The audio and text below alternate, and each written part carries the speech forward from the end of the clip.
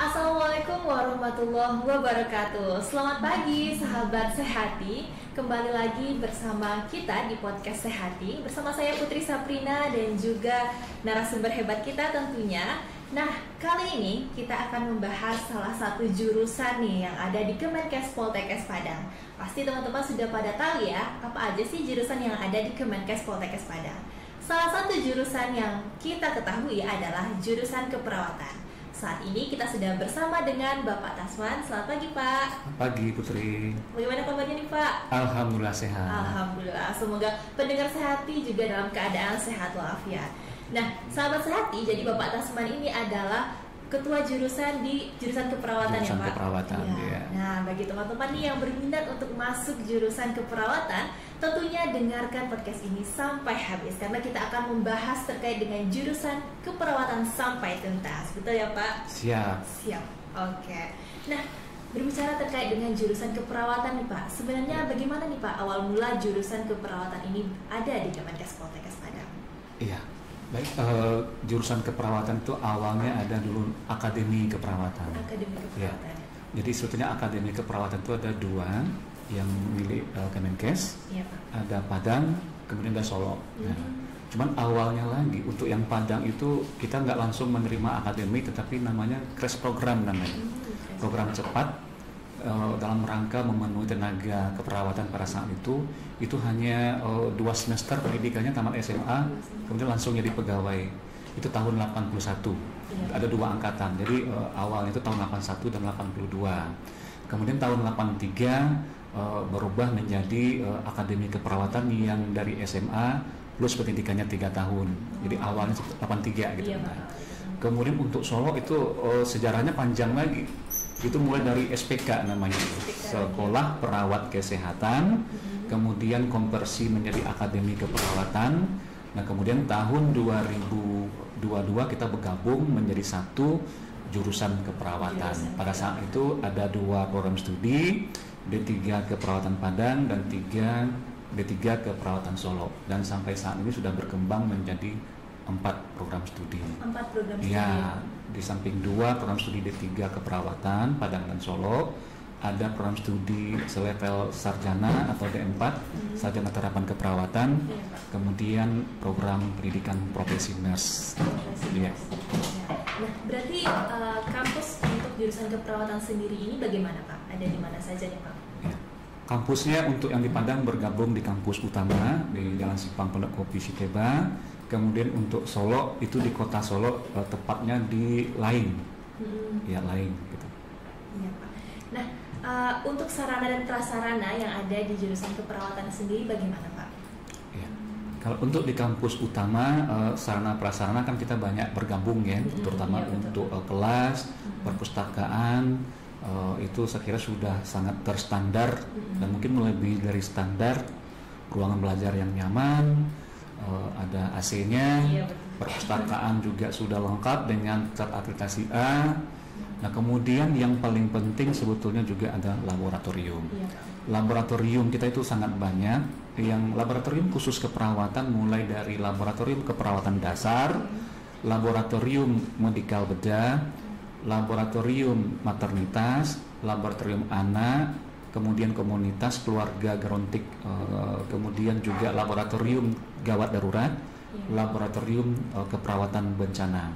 Kemudian juga laboratorium yang dipakai secara bersama ada laboratorium komputer, laboratorium bahasa, laboratorium biokimia, dan laboratorium dasar yang lainnya itu share dengan berbagai program studi yang ada di kampus utama. Berarti untuk sarana prasarana ini lengkap ya Pak ya? Saya kira sudah melebihi dari standar. Begitu juga Solo. Untuk laboratorium keperawatannya itu sama, sesuai dengan standar dan rata-rata sudah melebihi daripada standar gitu. Nah, satu hal yang menarik nih sahabat sejati, yaitu di jurusan keperawatan Kemenkes Poltekkes Padang ada kelas internasional. Bisa dijelaskan Pak terkait dengan kelas internasional seperti apa Pak? Iya. Jadi sahabat Sehati, Iya. mulai tahun 2023 kita diberi amanah untuk membuka kelas internasional. Itu satu kelas yang memang ruangan kelasnya khusus, tidak bergabung dengan kelas-kelas yang lain. dan itu memang kita seleksi dari 120 yang diterima di program studi sarjana terapan. Siapa yang berminat? Pertama berdasarkan minat, yang kedua dari kemampuan bahasa Inggris tertulis, dan kemudian kemampuan bahasa Inggris dalam bentuk wawancara. Maka didapat waktu itu hasilnya lebih kurang ada 60 orang. Kemudian kita seleksi lagi, kita wawancarai lagi sampai diperas menjadi 40 orang, ya 40 orang, dan itu sekarang sudah berjalan 2 semester. Istimewa kelas internasional ini juga mendapatkan bantuan namanya BOPTN, Bantuan Operasional Perguruan Tinggi Negeri dari pemerintah. Yang pertama, tahun ini kita rencanakan ada English Camp. Ya, English Camp di kampung Inggris di Kabupaten 50 Kota itu selama 4 minggu, dan itu dibiayai semuanya oleh Kemenkes, pemerintah. Full biaya ya Pak? Full, termasuk biaya hidupnya selama 4 minggu di sana. Yang kedua, dosen dan pendiknya pun akan mengikuti English Camp juga di kampung Inggris selama 2 minggu. Karena kita punya target 60% dosen yang mengajar di kelas internasional itu harus memiliki TOEFL minimal 475. Jadi harus dilihat dari TOEFL-nya juga nih Pak ya? Siap. Nah kemudian tahun ini juga akan adakan pelatihan bahasa asing selain bahasa Inggris bagi kelas internasional. Maka tahun ini kita memilih pelatihan bahasa Jepang yang semuanya dibiayai oleh Kemenkes, bahasa Jepang. Nah ini kita harapkan mulai semester depan kita akan mengikuti, semua mahasiswa akan mengikuti pelatihan bahasa Jepang yang kita bekerja sama dengan lembaga pelatihan bahasa Jepang yang tentu sudah terakreditasi gitu. Jadi semuanya free, mahasiswa tinggal ikut. Jadi nggak ada alasan lagi untuk bermalas-malas dalam mengikuti kegiatan tersebut. Sudah terfasilitasi ya Pak ya? Terfasilitasi, apalagi di bawah pembinaan ke unit bahasa ya Miss Revi ya. Iya. Jadi beliau sangat care dengan pengembangan kemampuan bahasa asing mahasiswa. Nah untuk materi perkuliahan sendiri Pak, di jurusan keperawatan seperti apa materi perkuliahannya? Apakah setiap program studi itu berbeda atau bagaimana Pak? Ya, secara umum program studi D3 tentu sama Padang dan Solo, tetapi ada kekhususan atau kekhasannya. Untuk D3 keperawatan Padang itu kan visi keilmuannya adalah keperawatan kardiovaskuler, lebih mengarah kepada kesehatan jantung ya dan pembuluh darah. Jadi ada lebih kurang ada 10% SKS-nya yang berkaitan dengan kardiovaskuler, baik itu di tatanan pelayanan primer, sekunder maupun di tertier. Itu akan berbeda dengan D3 yang lainnya. Kemudian untuk Solo itu kita punya spesifik keilmuannya di bidang keperawatan stroke. Ya, makanya nanti juga akan prakteknya di rumah sakit stroke banyak gitu. Kemudian bagaimana home care pada pasien terutama yang pasca stroke. Itu untuk Solo. Kemudian untuk yang sarjana terapan dan NAS itu keunggulan ataupun visi keilmuannya terkait dengan keperawatan bencana dan gawat darurat. Iya. Jadi difasilitasi mahasiswa untuk mata kuliah penciri kebencanaan dan kegawat daruratan. Jadi itulah pembeda antara program studi yang ada di jurusan keperawatan dengan program studi keperawatan yang ada di luar Poltekkes Kemenkes Padang. Nah, dengan materi yang diajarkan sangat luar biasa nih Pak. Bagaimana dengan profil dosen dan juga tenaga pendidik yang ada di jurusan keperawatan Pak?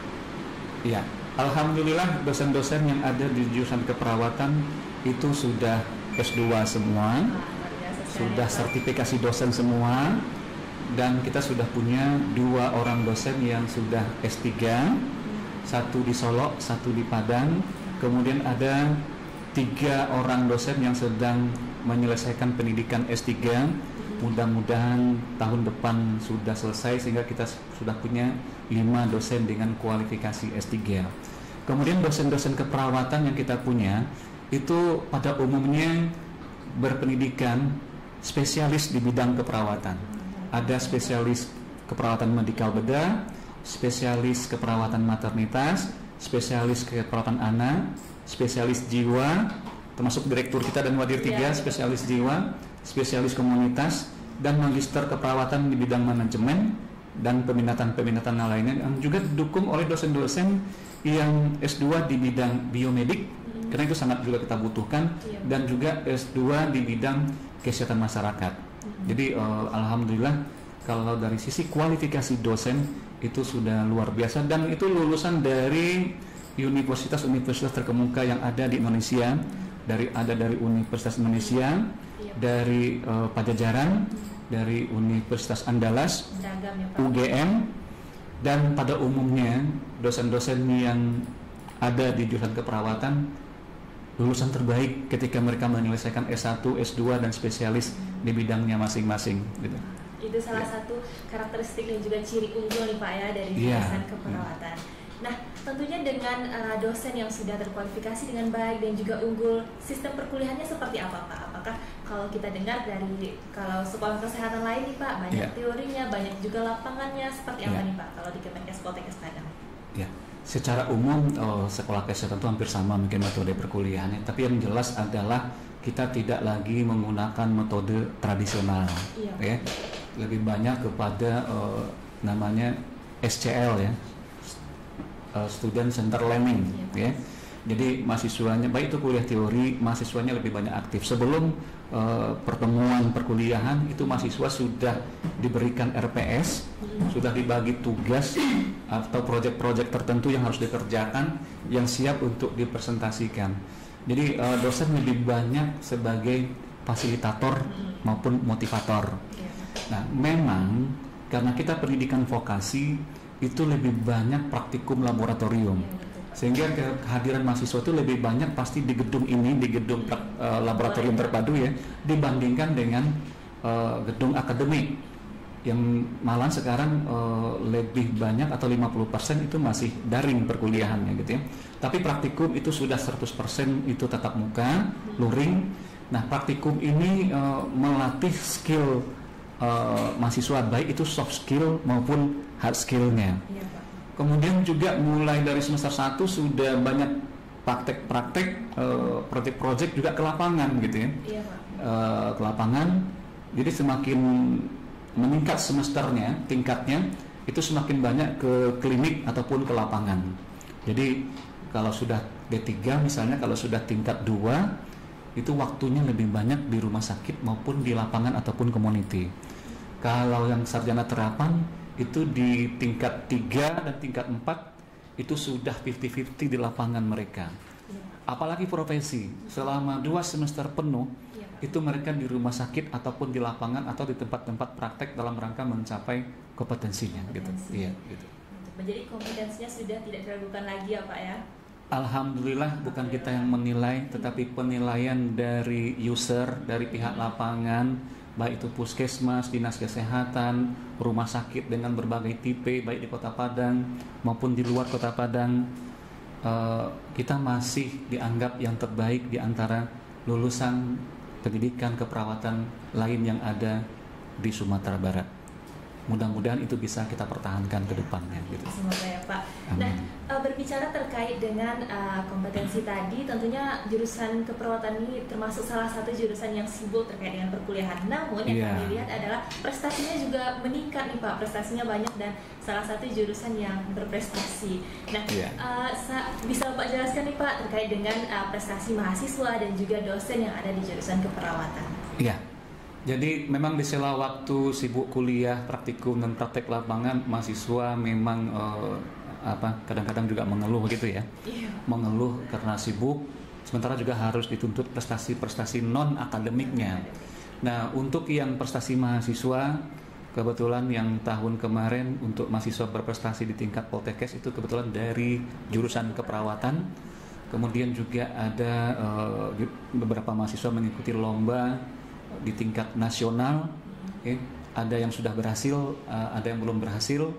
Yang sudah berhasil kemarin itu yang kegiatan di Bandung ada pertemuan perkemahan mahasiswa Poltekkes Indonesia, itu di bidang cerdas cermat itu dapat juara 3 nasional.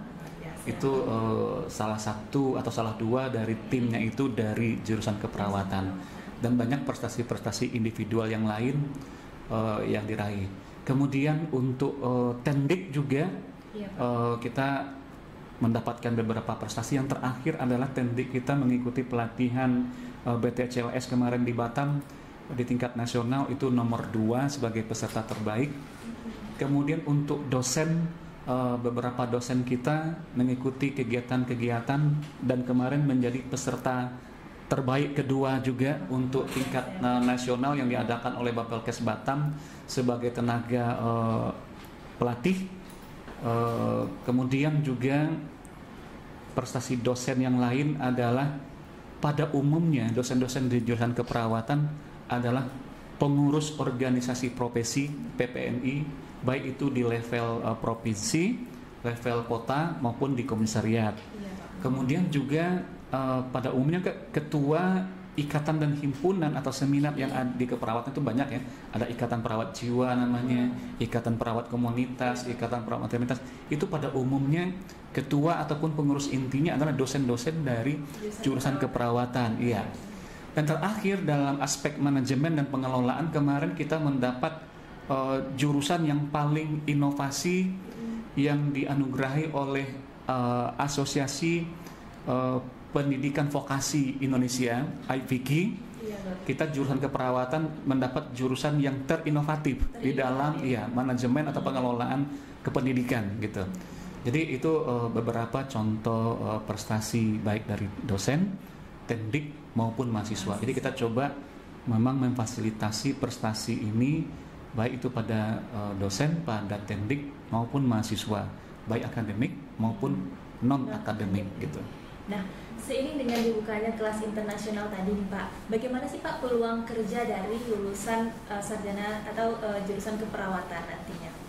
Ya, baik nih sahabat Sehati. Cara gampang untuk keluar negeri adalah gampang keluar negeri terus dapat duit yang banyak adalah masuk saja jurusan keperawatan. Luar biasa ya Pak. Karena tenaga kesehatan yang paling banyak dibutuhkan oleh dunia internasional itu, ini faktanya ya, iya, Pak. Bukan hoak ya, Iya. itu adalah perawat. Jepang itu membutuhkan ribuan perawat dari luar itu setiap tahun. Iya, Pak. Timur Tengah, Arab Saudi, Qatar, Kuwait, Uni Emirat Arab, ya, Singapura, Malaysia, kemudian Australia juga, dan kemudian sekarang Eropa. Ya, Belanda dan Jerman terutama, Belanda dan Jerman. Oke. Jadi kalau ditanya alumni jurusan keperawatan itu sudah ada di negara-negara yang kita sebut tadi itu. Di Australia ada, di Jepang apalagi, paling banyak di Jepang sekarang. Kemudian di Timur Tengah itu ada, dan sudah mulai sekarang ke Eropa, dan ada satu alumni kita di Amerika Serikat, di Las Vegas itu. Iya. Jadi alumni sudah menyebar ya Pak ya? Iya, makanya saya katakan tadi, kalau mau pergi ke luar negeri, tinggal di luar negeri beberapa saat dan dibayar lagi dengan gaji yang banyak atau salary yang banyak, masuk aja jurusan keperawatan. Iya. Nah, tentunya untuk mencapai bisa kerja ke luar negeri dan juga bisa kerja di dalam negeri juga seperti apa peluangnya Pak? Iya, saya kira sama. Ya, peluang dalam negeri dan luar negeri yang penting adalah kemauan. Ya, kemauan, kemudian jangan hanya berpikir sempit, tetapi juga out of the box gitu ya, berani keluar dari sarang gitu kan. Nah, jadi banyak rumah sakit di dalam negeri yang membutuhkan tenaga keperawatan. Ya, setiap ada rumah sakit ataupun fasilitas kesehatan itu pasti membutuhkan perawat. Apalagi di kota-kota besar gitu ya. Nah, jadi sebetulnya yang pertama kemauan dulu, gitu. Kemudian tentu ada kemampuan terutama soft skill. Kalau hard skill nggak kita ragukan lagi. Iya, betul. Mereka sudah dari tahun 1 dilatih terus ya, itu hard skillnya sudah kita jamin lah gitu ya. Soft skill kemampuan bahasa, ya, bahasa asing, baik itu bahasa Inggris ataupun bahasa Jepang ataupun bahasa asing yang lainnya, itu yang terpenting gitu. Kemudian bagaimana bisa bekerja dengan etika profesi, ya, etika profesinya. Jadi itu soft skillnya gitu ya. Jadi banyak jalan bagaimana caranya bekerja ke luar negeri. Kalau nggak mau ke luar negeri, dalam negeri banyak pilihan-pilihannya. Jangan dibayangkan hanya bekerja di rumah sakit juga. Mau menjadi ABRI juga bisa, polisi juga bisa. Nggak mau di rumah sakit, di puskesmas juga bisa, di dinas kesehatan juga bisa, kesehatan pelabuhan, di penjara juga bisa. Penjara juga bisa, iya. Pak? Di BNN juga ada. Wah, ya. biasa ya, Pak. Jadi di mana ada orang berkumpul, orang banyak, itu pasti membutuhkan tenaga kesehatan, terutama tenaga keperawatan. Setiap instansi pemerintah, kejaksaan atau Menkumham dan lain sebagainya, itu setiap tahun pasti menerima perawat. Iya. Nah, kira-kira begitu tuh Putri. Gitu. Iya, Pak. Ya. Mungkin sahabat Sehati di rumah juga bertanya-tanya nih Pak, jurusan keperawatan ini juga ada di beberapa universitas lain. Nah, Ya. apa nih Pak yang membedakan jurusan keperawatan yang ada di Kemenkes Poltekkes Padang dibandingkan yang lainnya? Ya, banyak universitas, sekolah tinggi atau akademi yang juga ada jurusan keperawatannya dan profesi dinasnya. Tapi satu kata kunci adalah kita anak kandungnya Kemenkes. Wah, anak kandungnya ya. Pak ya. Kita anak kandungnya Kemenkes. Semua sarana prasarana lain sebagainya difasilitasi oleh Kemenkes, sampai penyerapan tenaga juga sudah dibantu oleh Kemenkes. Ya. Contoh tahun 2023 bulan Oktober itu ada permintaan 95 dari M Jamil untuk perawat, untuk magang selama 1 tahun di M Jamil. Sayangnya kita hanya bisa memenuhi 79. Jadi kita nggak bisa memenuhi 100% gitu permintaan dari M Jamil. Jadi kata kuncinya itu kita milik Kemenkes. Itu yang pertama, kata kunci. Yang kedua, proses pendidikan kita di Poltekkes Padang saya kira sangat luar biasa. Bagaimana kita menjamin pencapaian kompetensi mahasiswa, baik itu teori di praktikum di lapangan, baik itu aspek kognitif, kemudian sikapnya, dan apalagi psikomotornya. Dan ini sudah terbukti dari uji kompetensi yang kita adakan. Itu kelulusannya itu 100% atau 99%. Paling yang nggak lulus 1 atau 2 orang gitu ya. Nah, begitu juga di uji keterampilan OSCE itu lulus 100%. 100%. Iya, lulus 100%. Dan informasi dari rumah sakit yang menerima lulusan kita ketika diuji, baik itu pengetahuan, sikap dan keterampilannya, itu mudah-mudahan bukan hanya sekedar menghibur kita, tapi itu adalah realitanya. Itu laporannya masuk ke kita, kita masih yang terbaik. Masih yang terbaik gitu. Masih yang terbaik, dan attitude mahasiswanya, lulusannya masih bisa terjaga dengan baik gitu. Jadi dan ada hal lagi yang ketiga nih. Alhamdulillah kita hampir bisa menjamin 100% kelulusan tepat waktu. Tepat waktu, Pak. Iya, tepat waktu. Jadi kerja keras daripada dosen dan teknik yang ada di jurusan keperawatan di semua program studi yang ada, itu bagaimana berusaha masuk mahasiswa yang masuk lulus tepat waktu. Iya. Jadi kelulusan tepat waktu kita itu di atas 98% kelulusan tepat waktu kita. Itu silahkan dibandingkan dengan universitas atau sekolah-sekolah tinggi yang lain tentang kelulusan tepat waktu, hasil UKOM dan serapan lulusan. Silahkan saja dibandingkan. Kemudian berikutnya adalah pembiayaan. Kita pembiayaannya masih banyak disubsidi oleh Kemenkes karena kita anak kandungnya Kemenkes. Itu perlu dicatat, kita anak kandungnya Kemenkes. Jadi silahkan dibandingkan UKT-nya dibandingkan dengan universitas dan sekolah-sekolah tinggi yang lain. Kita termasuk yang terendah, dan tidak ada lagi pungutan-pungutan untuk praktek-praktek yang lainnya. Silahkan dicek ke lulusan dan ke mahasiswa dari jurusan keperawatan atau mahasiswa Poltekkes, ya, jurusan manapun, masuk praktek ke rumah sakit manapun, ke puskesmas manapun, dan lain sebagainya, itu semua sudah difasilitasi oleh kampus dan tidak dari orang tua mahasiswa lagi. Nah itu ya, Pak, ya. beberapa hal jaminan 4 tadi itu. Yang pertama kita anak kandungnya Kemenkes. Iya, Pak. Yang kedua adalah jaminan serapan lulusan. Nah, yang ketiga adalah jaminan lulusan tepat waktu. Dan yang keempat adalah jaminan pembiayaan yang lebih rendah dan tidak ada lagi pungutan-pungutan yang lain-lain selain daripada UKT. Dan itu sudah diatur oleh Kementerian Kesehatan semuanya. Oke. Yang menjadi kekhawatiran Pak untuk pendengar mungkin ya sahabat Sehati adalah masalah pembiayaan Pak, karena kan keperawatan ini banyak prakteknya, banyak lapangannya gitu. Jadi khawatir masalah pembiayaannya seperti apa gitu, mungkin bisa dijelaskan lebih lanjut. Iya.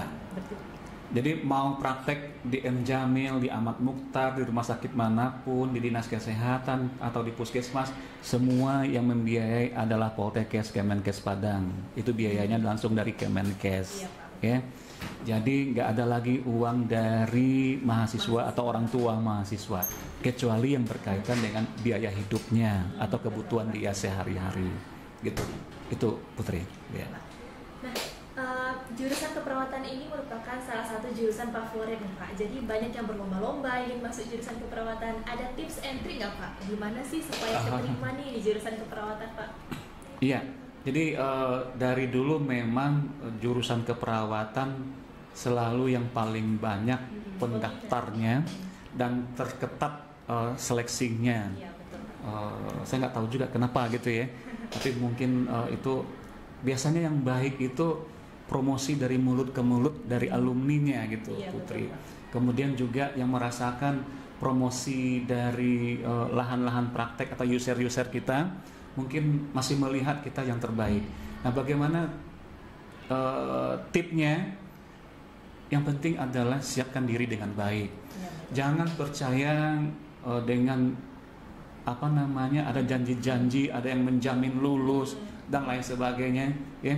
Tetapi kalau Anda punya kemampuan yang baik, itu pasti diterima di jurusan keperawatan, gitu, ya. Kemudian memang kalau tahun kemarin yang paling ketat dan yang paling banyak peminatnya adalah di sarjana terapan keperawatan. Ya, itu yang paling banyak peminatnya, gitu. Jadi saya kira tingkatkan kemampuan, belajar lebih serius, dan jangan percaya ada yang mengiming-imingi bisa diterima, ya, dengan membayar dan lain sebagainya. Itu jangan didengarkan. Ya. Kalau ada yang mengimingi, silahkan saja dilaporkan, gitu. Ya, nah, itu kira-kira, ya.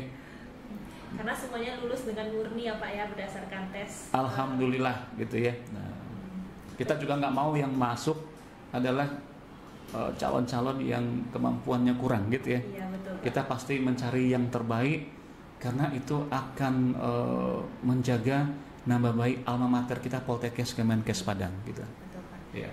Nah, sahabat Sehati, kita sudah berbincang banyak nih terkait dengan jurusan keperawatan. Kira-kira ada closing statement Pak untuk pendengar sahabat Sehati yang ada di rumah?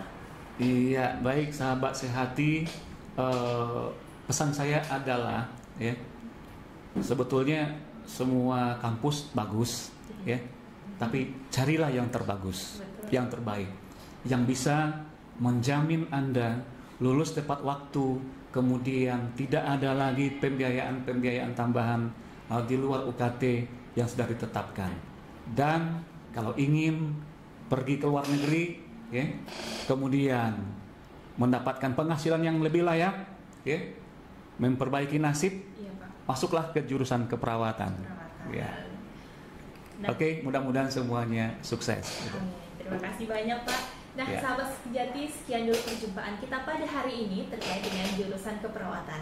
Jadi siapkan diri dan daftarkan segera melalui jalur masuk Poltekkes Kemenkes Padang, melalui PMDP, Simama dan juga Simami. Terima kasih banyak Bapak, semoga dalam keadaan sehat terus ya Pak. Ya, sama-sama Putri, terima kasih.